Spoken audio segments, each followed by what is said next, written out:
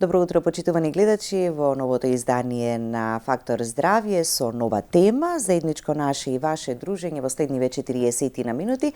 Зборуваме за грижата за оралното здравје, превенцијата, превентивните мерки, бидејќи грижата за оралното здравје почнува уште од најрана возраст, а трае во текот на целиот живот.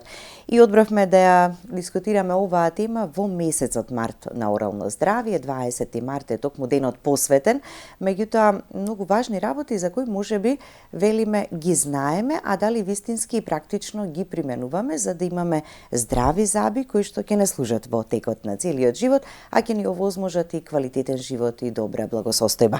На оваа тема разговараме со магистер доктор Тамара Бара Симоновска, специјалист по орална хирургија од Social Dent Доктор Бара. Добро утро и добре ни дојдовте. Добро утро и на вас и ви благодарам на вашата покана за оваа особено значајна тема која што ние секојдневно се среќаваме во нашата стоматолошка пракса. Така, пренесуваме пораки, совети и информации кои што се важни и клучни буквално за секого од нас. Така. Да. Ајде на почеток, март е месецот посветен на оралното здравје, опфатена е буквално целата популација. Него ставаме акцент само на детската возраст, иако тогаш е најважно, така, од тие здрави навики кои што се почнуваат од најрана возраст. Така, да, здравите навики секогаш започнуваат нели од најраната возраст, но меѓутоа продолжуваат во текот на целиот живот.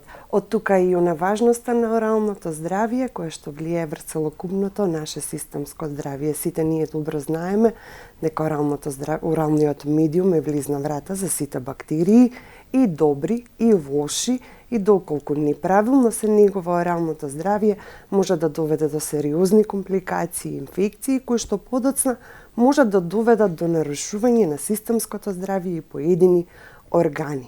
Например, голем број на воспалителни промени на парадонтот или едно од најчестите заболувања кои што ние се среќаваме во секојдневната стоматолошка пракса, кариесот, знаат да бидат во посебна интеракција со одредени системски заболувања, како што е диабетот, кој што е тесно поврзан со парадонталните заболувања. Од друга страна, па голем дел од парадонталните заболувања можат да бидат и сериозен ризик фактор за клучни кардиоваскуларни заболувања на човековиот систем.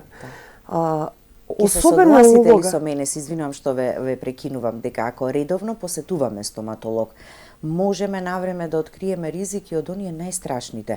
Карциномите не сме ги помислувале никогаш, така? Во устната шуплина. Постои, да. А постои. Да, така. Да, ние секојдневно, колегите од максилофацијална хирургија се во секојдневна борба со голем дел на орални карциноми во нивната пракса. Значи, тоа не е некој мит дека не постои оралниот карцином. Оралниот карцином, да, постои и е сериозен проблем кој што се јавува во било која возраст. Така, бидејќи стоматологот ќе ја види состојбата на забите, ама ќе ја види состојбата и на целата устна празнина. И на целокупната празнина. Так. Оно што е најголемиот проблем што кај нас не се задолжителни стоматолошките прегледи. Ние имаме, можам да кажам дека во последнава деценија имаме поголема свест кај пациентите за важноста на оралното здравје и редовните стоматолошки посети.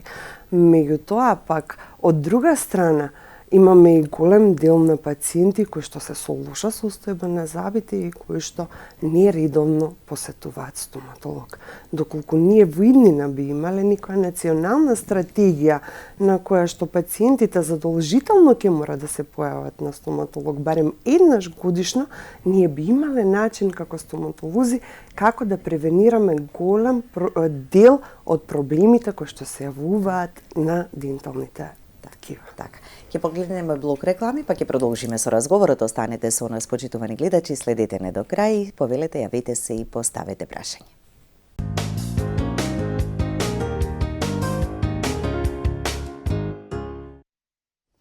Со магистер доктор Тамара Бара Симоновска, специјалист по орална хирургија од Social Dent Доктор Бара, зборуваме за важноста на оралното здравје, грижата за оралното здравје, превенцијата, основните препораки кои што ќе ги слушнеме и треба да ги применуваме и каква е поврзаноста со нашата квалитетот на животот, со добрата благосостојба и со целокупното здравје.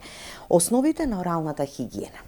Кои се? Многу пати пациентите кои доаѓаат во нашата стоматолошка пракса викаат да, ги читкам, нонстоп ги читкам зъбите и викам како ги читкате. Па горе доле хоризонтално, тоа е апсолутно неправилно. Тоа е повреда на нашите ткива. Таа метода е запуштана веќе со децини. Правилното читкање на зъбите започнува со правилниот избор на читка. Треба да избираме право мека читкичка на зъбите, која што нема да прави траума на парадонтот и на денталните ткива, и самиот акт на читкање да биде со полукружни движења. Така нема она агресивно читкање на зъбите, кое што никогаш и кај пациенти кои што одлично одржуваат орална хигиена, знаат да направат трајни последици по гликта во форма на ерозии, абразии од самото агресивно читкање на зъбите. Некогаш и непцето, така? Може да почувствуваме дека ќе не подзаболи или малку можеби ќе повредуваат, или пак неправилното користење на конец исто така знаат да доведе до трауми на парадонтот и на парадонталните. Колку едноставни, а колку важни, така работи во исто време.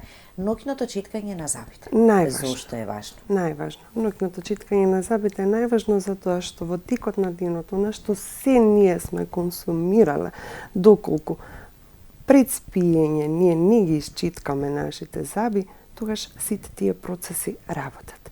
Пеха на устата опаѓа во текот на ноќта. Нашите дополнителни заштитни механизми, како плунката, образите, јазикот, ни се во фаза на мирување. И во тој случај, бактериите кои што се присутни во плакот ги користат шекерите како извор на енергија и доведуваат до деминерализација на зъбната глит, а понатаму и до создавање на кариес. Затоа и ние потенцираме навечер читкањето е најважно. Да, читкаме редовно, читкаме 2 пати дневно, меѓутоа последно пред спиење да не биде читкањето на зъбите. Знаат некои пациенти да, ама јас читкам навечер, да кажат. Меѓутоа после читкањето некој грицки, некој засладувач, некој тоа да биде последното предлегнување, така? Последното предлегнување да биде нашата читкичка за зъби, доколку сакаме да го одржиме оптимално оралното здравје во устната празнина. Така да. Имаме гледач на линија, само да го слушнеме прашањето. Добро утро, повелете. Добар ден. Добар ден. Поздрав до докторката и до водителката. Едно прашање, ако може. Секако. Сега може да не е поврзано со темата, меѓутоа пак е со зъбите. Јас имав еден зъб, имав болки и докторката ми го изоди нервот и ми стави тоа некое меко полнење. Меѓутоа во меѓувреме се оперирав, имав интервенција на колку ти не можам да отидам да ми го изоди тоа меко полнење, да ми го пломбира. Колку време би можело тоа да стои, пошто се треба да ми набања, че имам сигурно 1-2 месеца, дали ќе биде проблем? Доволно е ова, доктор Тамара? Да, доволно е. Ви благодариме. Веројатно се работела за некое пулпално заболување, каде што терапевтот морал да направи отстранување на нервот и интерсеансно полнење во каналите, така да сметам доколку не падне подлогата која што е ставена како заштитна, може и малку подолго да стои во устната празнина, но секако да се консултира со незиниот стоматолог. Така, гледачката, кој што ќе направи најдобра проценка, колку време поминало, колку време треба да одстои. Добро. Улогата на исхраната, посебно внесот на шекерите. Што тука можеме да кажеме? Тука ќе кажеме дека многу имаме закажување, така. Најголем непријател, мислам, на зъбите, знаеме дека е шикерот, но треба да ги спомнеме и скриените шикери кои што ги има доста во маркетите. Оно што е најважно е фреквенцијата на внесот на шикерот. Не е толку важна и количината на внесот на шикерот. Светската здравствена организација дозволува до 10% од вкупниот внес на калории или пак минимално 5% внес на шикери. Меѓутоа, многу е важна фреквенцијата. Доколку ние една сладка денеска во текот на целиот ден ја конзумираме, постојано ја намалуваме пеха на устната празнина. А доколку пак еднаш дневно ние исконзумираме шеќер максимална доза која што може секој пациент индивидуално да задоволи, а при тоа да не штети нели на општото здравје, тогаш не прави толку голем проблем. Најважна во користењето на шеќерите е фреквенцијата. Не Колку пати во количињата. текот на денот Колку или пати во текот на денот или свесно или несвесно ние внесуваме шеќери. Затоа и најчесто препорачуваме еднаш дневно после главниот оброк е дозволен внес на сладки работи. Некој е постојано со бомбони во текот на целиот ден. Најчесто нели велиме бараме бомбони или купуваме кои се без шеќери, така е и назначено. Тоа треба секогаш да го проверуваме дополнително, затоа што некогаш произведувачите во својот сустав знаат да стават некои замени за шеќери кои што негативно влијаат врз сабите. Така, да бидеме умерени во се. Така, велиме, не се откажуваме од се, меѓутоа умерено да ги внесуваме. Не се забрануваме да внимаваме на фреквенцијата на внесот на шеќерите. Така.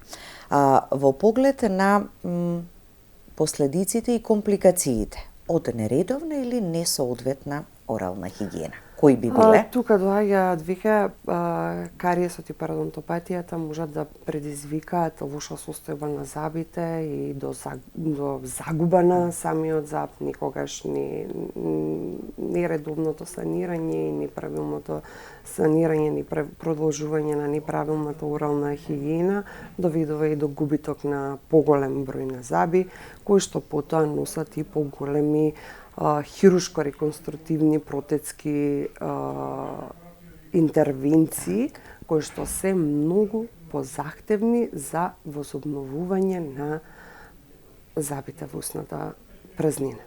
Така. Вака и како ваш општ впечаток од секојдневието во кое што професијата во која што работите, се грижиме за здравјето на забите? Многу малку. Имаме одреден број на пациенти кои што сум горда на нив и се онака едно ќе издвојам 10% каде што навистина се грижат за своето орално здравје, меѓутоа најголем број од пациентите кои што влегуваат во нашата стоматолошка пракса се со веќе сериозни проблеми и компликации, кои што ние многу тешко и подолготрајно ги решаваме и ги лекуваме. Така, да. Дали во пристапот кон пациентите секогаш велиме индивидуален пристап, така без оглед на тоа за каков здравствен проблем и да станува збор. И овде во стоматологијата е важен индивидуалниот пристап и проценката на ризикот. Секој е со различен ризик, така? Така, како што и претходно говоревме, пациентите секогаш имаме индивидуален пристап према нив, покрај деталниот преглед, панорамскиот статус, ние ги класифицираме во 3 групи пациентите, пациенти со низок ризик, кои што имаме рутински стоматолошки прегледи еднаш годишно, каде што проверуваме состојбата на здравјето, малку поразговараме, белиеме заби, четкаме меки наслаги и се слободни. Имаме втората група од среден ризик на пациенти, каде што веќе имаат некои кариозни дефекти во устната празнина.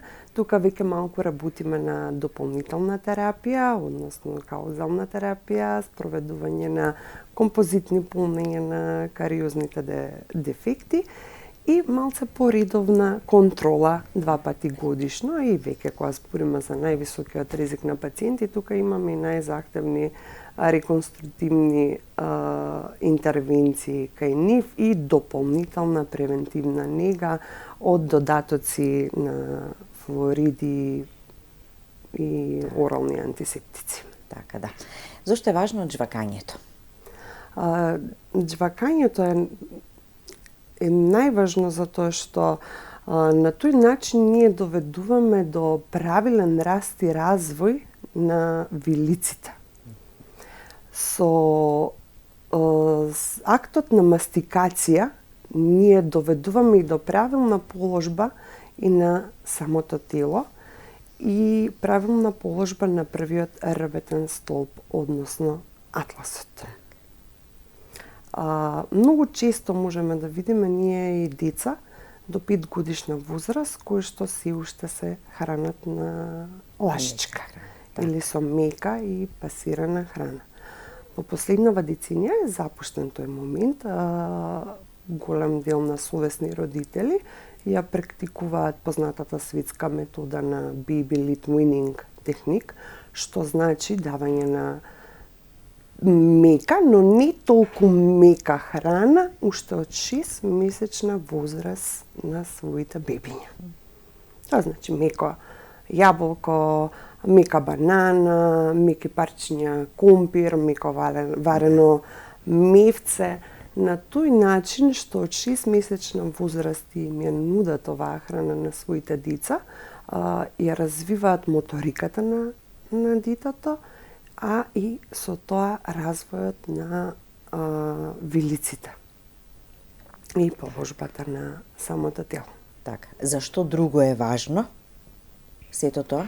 Оралното дишење доведува до оралното, така, доведува до орално дишење кое што ја зголемува сувоста на устата и кое што преку уста, така, дишењето преку уста. Дишењето на уста кое што може да ни бара посериозен третман од педијатари, логопеди, ортодонт, стоматолог. Оралното дишење може да биде како дел од компликации од некои респираторни заболувања.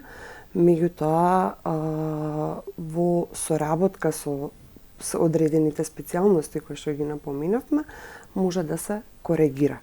Постојат вежби за положба на држењето на јазикот, во која правилна позиција ќе дозволи да биде носно дишењето, и има ортодонтски апаратчиња миобриз кои што ја го подобруваат носното дишење, а тука и работата на логопедите со миофункционалните вежби на јазикот и на дишењето на носот. Ако родителите не го забележале тоа дома, како стоматолози, кога ќе биде донесено детенцето на преглед стоматолошки, го забележувате веднаш? Да, така, им давате знаеме да го забележиме ние дишењето на уста кај дечињата. Они најчесто знаат да се пожалат во однос на говорот на одредени букви, односно на С, З и Р, и да бараат консултација со логопед, па тогаш во консултација со логопедот и во еден мултидисциплинарен пристап се доведува до проблемот дека оралното дишење потикнува од него. Да. Ама тоа значи дека и ако дечињата редовно се носат на стоматолошки преглед, после рекламите ќе слушнеме кога првиот преглед да се направи, кога најрано да се посети стоматолог и кои се сите најважни препораки што треба да ги знаат родителите за да ги применуваат во праксата кај своите деца. Останете со нас, почитувани гледачи.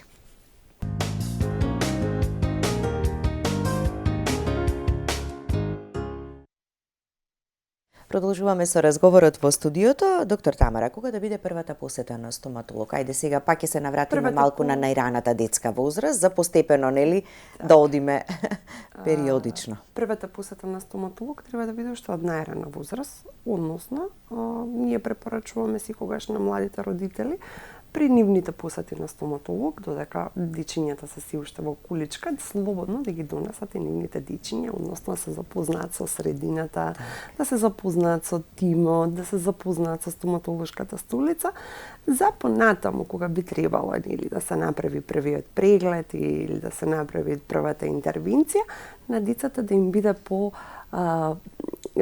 пријатна таа атмосфера и веќе позната. Да не биде оној митот страф од стоматолог да им го пренесеме и на нашите деца.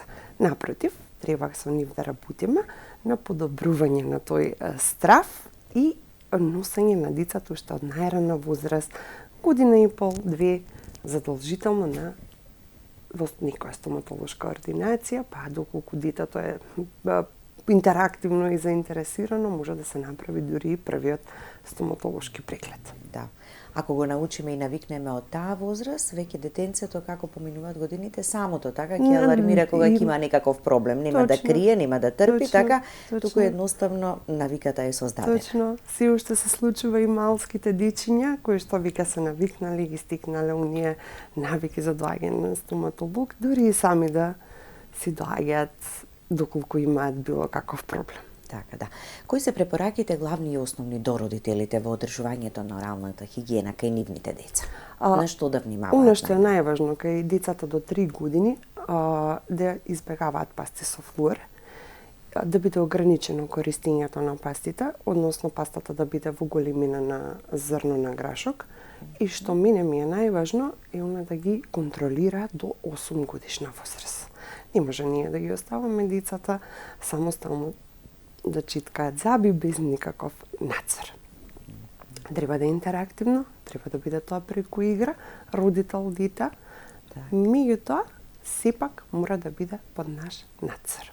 Дали најпрво родителот ќе исчетка или на крај ќе исчетка, тоа секако нека биде во договор со детето. Или заедно, еве имаме веќе прекрасни убави фотографии семејни, така, каде што целото семејство се грижи за оралното здравје, изборот на четката, менувањето на четката, и тоа ли е важно? Четка многу е важен, да. Исто изборот на четката, како што напоменав и претходно за возрастната популација, така и кај децата треба да биде со меки влакна, кое што нема да прави траума на останатите парадонтални ткива. Така, на колку време да ја менуваме четката? 3 до 4 месеци е доволно, или доколку приметиме. Сега пак нагласивме или има и некои агресивни читкачи. Тоа треба и да не биде онаа информација дополнителна анамнестичка, да не укажува на неправилно читкање, доколку влакната не приметиме да се уништуваат. Така, правилното користење на цуцлите и шишенцата? Кај најмалите дечиња? Ние стоматолозите генерално ги забрануваме цуцлите, но вика кај шишенцињата треба да бидеме внимателни во однос на изборот на материјалот, значи да биде БПА бисфенол А фри, она е индустријска химикалија која што ја содржат голем број на пластики, која што треба да избегнуваме кај децата. Значи треба да избираат родителите силиконски или латекс цуцли, кои што ќе бидат со форма и дизајн анатомски или пак ортодонски, кои што се дизајнирани како мајчината брадавица, за да покасно не доведат до развивање на ортодонски аномалии. Она што исто е важно, цуцлата ако можеме никаде после 6-тиот месец да користат само за заспивање на детето, а до 2-та година и целосно да се искорени. Уште поважно е цуцлите да не бидат засладувани со шекери или со мед, како што на времето тоа го имаме слушано, дека се се правело. Дека се правело за да биде мирно бебенцето. Затоа што тука веќе доаѓа до исто за сериозни заболувања во млечната дентиција на овие најмлади пациенти. Сега се надоврзуваме на важноста на здравите млечни заби. Треба да бидат здрави за потоа трајните кои ќе израснат така да растат на добра подлога. Млечните заби се од исклучителна важност за трајната дентиција. Доколку ја сочуваме млечната дентиција во онаа преодна фаза од мешовита дентиција, каде што децата се некаде од 7-8 години до кај 12 години во мешовита дентиција, доколку се изгуби некој прерано се изгуби некој од млечните заби, доведува до празен простор и потоа никнење на трајниот заб заменик на неповолна позиција која што подоцна ќе донесе импликации за поскапи третмани, за ортодонски третмани а со самата екстракција на млечниот заб, доколку не се превенира поставувањето на држач на простор, сите тие компликации можат да бидат поголеми во подоцнижната возраст на децата. Така, затоа да внимаваме да го применуваме сето она што претходно го кажавте и го зборувавме, за да не дојдеме сами да паднат млечните заби, така и да се израсне во нормален процес, нели трајниот заб. Оралното здравје во бременоста. Што пред забременувањето, што во текот на бременоста може да се примени и како трудниците да се грижат за здравјето на забите? Оно што ние стоматолозите највеќе го потенцираме е пред планирањето на бременоста секогаш да имаме редовен стоматолошки преглед и едно панорамско снимање на забите, каде што ние би можеле да ги утврдиме можните идни ризици во однос на забалото. Многу генерално кај нас трудниците се или плашат, се така во текот плашат на бременоста и во текот или на останало уште бременоста, од да. времето трудницата не смее да оди на стоматолог или да прави некои интервенции во текот на бременоста. Сите тие Надминати се интервенции, тие работи. надминати се тие недостатоци, меѓутоа сите тие интервенции се пожелни и се дозволиви пред планирањето на бременоста. Во текот на бременоста ја санираме болката. Не значи, многу пати имаме слушнато дека трудници со болка не смееле да посетат стоматолог. Тоа не е точно. Трудниците, доколку се во болка, мора да посетат стоматолог, затоа што на тој начин само ќе се елиминира болката. Сите оние алтернативни домашни методи лекување кои што знаеме да ги слушнаме од нив се апсолутно погрешни и само го продлабочуваат проблемот. Денешната стоматолошка интервенција е апсолутно безбедна и во текот на бременоста. Меѓутоа, секогаш ние стоматолозите сме во комуникација со нивниот гинеколог или пациентите се во обострана комуникација со гинекологот и со стоматологот, затоа што некогаш имаме и високоризични бременности, кај што ќе треба да бидеме помалце повнимателни и поопстрежни и имаме посебни протоколи за нив. Така. Но кога и да забележат некаква промена или пак некаква болка, добро е така да си се консултираат, па ќе се направи проценка дали нешто ќе се презема или пак ќе се остави за подоцна. Хормонални промени се случуваат, така и затоа страдат непцата, некогаш воспаление на непцата кај трудниците да се појави, што во тие ситуации? Точно, во тие ситуации слободно може да си посетат стоматолог, каде што се прави едно детално темелно чистење, каде што се препорачуваат природни, најпрво се започнува со природни антисептици, кои што ги имаме онака во доста поголем број. Доколку е потребно, никогаш и препорачуваме употреба на хлорхексидин, кој што е во низок процент, го препорачуваме за трудниците и во краткотрајна употреба. Така. Дополнителна суплементација, витамини, минерали, потребни се што треба да внесуваат? Задолжително. Суплементите во пренаталната бременост, задолжително треба да се внесуваат. Калциумот, фосфорот и витамин Д се клучни за здравието на фитусот, меѓутоа и за нивната дентиција. Така да редовните гинеколошки контроли, доколку се појават стоматолошки проблеми, задолжително да се посети стоматолог. Така. Се расипуваат повеќе забите во текот на бременоста или повторно индивидуално, така? Индивидуално, ќе кажам дека се зависи од правилната нега, од исхраната и од домаќинот. Како и претходно сме се грижеле, така? Грижеле за забите, така и во бременоста. Во почетокот, во првото тромесечие, најчесто знаат да ни се случат оние гингивални хормонални креварења од нипцата, кои што со не толку инвазивни третмани знаеме да ги ублажиме и да ги санираме. Така. Многу лесно. Да. КЕП индексот опфаќа кариес? Кариес екстрахирани, пломбирани, односно извадени и пломбирани заби. Да. Како се справуваат и стратегијата во другите земји каде сме ние со колкав ризик од тоа? Кај нас и уште КЕП индексот генерално е висок. Во скандинавските земји таму КЕП индексот веќе под тројка, што значи дека е многу низок.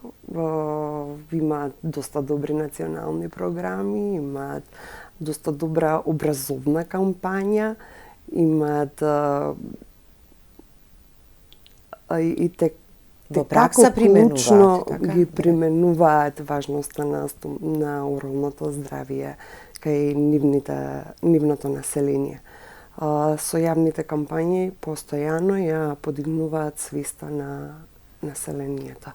Ни фали нам овде такво нешто? Ни фали една национална кампања каде што под групи, деца, адолесцентни, возрастната група и старосната група ќе бидат опфатени во различни превентивни мерки и пакети кои што ќе не доведат до некој понизок КЕП индекс. Така да.